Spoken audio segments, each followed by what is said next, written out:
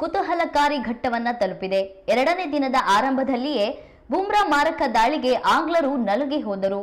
England ಮೊದಲ ಇನ್ನಿಂಗ್ಸ್ನಲ್ಲಿ 387 run ಗಳಿಸಿತ್ತು. ಎರಡನೇ ದಿನದ ಆಟದ ಅಂತ್ಯದ ವೇಳೆಗೆ ಭಾರತ ಮೊದಲ ಇನ್ನಿಂಗ್ಸ್ನಲ್ಲಿ 3 ವಿಕೆಟ್ಗಳಿಗೆ 145 ರನ್ ಗಳಿಸಿದ್ದು ಇಂಗ್ಲೆಂಡ್ 242 ರನ್ ಮುನ್ನಡೆಯಲಿದೆ. ಸದ್ಯ ಕೆಎಲ್ ರಾಹುಲ್ ಅಜೇಯ 53 ರನ್ ಮತ್ತು ರಿಷಬ್ ಪಂತ್ 19 ರನ್ಗಳೊಂದಿಗೆ ಕ್ರೀಸ್ನಲ್ಲಿದ್ದಾರೆ. ಇಂಗ್ಲೆಂಡಿನಿಂದ ಕ್ರಿಸ್ ವೋಕ್ಸ್, ಜೋಫ್ರಾ ಆರ್ಚರ್ ಮತ್ತು ಬೆನ್ ಸ್ಟೋಕ್ಸ್ ತಲಾ 1 ವಿಕೆಟ್ ಪಡೆದರು.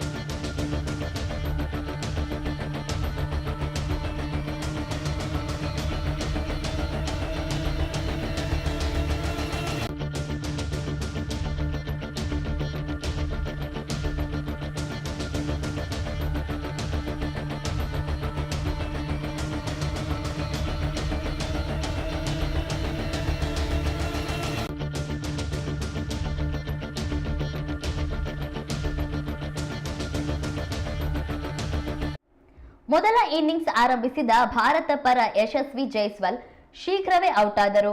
ಬೆನ್ ಸ್ಟೋಕ್ಸ್ ಕರುಣ್ ಅವರನ್ನು ಔಟ್ ಮಾಡಿದರು. ಇಂಗ್ಲೆಂಡ್ ಶುಭಮನ್ ಗಿಲ್ ರೂಪದಲ್ಲಿ 3ನೇ ವಿಕೆಟ್ ಪಡೆಯಿತು. ಕ್ರಿಸ್ ವೋಕ್ಸ್ ಶುಭಮನ್ ಗಿಲ್ ಅವರನ್ನು ಔಟ್ ಮಾಡುವ ಮೂಲಕ ಭಾರತಕ್ಕೆ 3ನೇ ಹೊಡೆತ ನೀಡಿದರು. ಸದ್ಯ ಕೆಎಲ್ ರಾಹುಲ್ ಮತ್ತು ರಿಷಬ್ ಪಂತ್ ಕ್ರೀಸ್ನಲ್ಲಿ ಇದ್ದು ಏನಾಗುತ್ತೋ ಏನೋ ಅನ್ನೋ ಕುತೂಹಲವನ್ನ ಮೂಡಿಸುವಂತೆ ಮಾಡಿದೆ.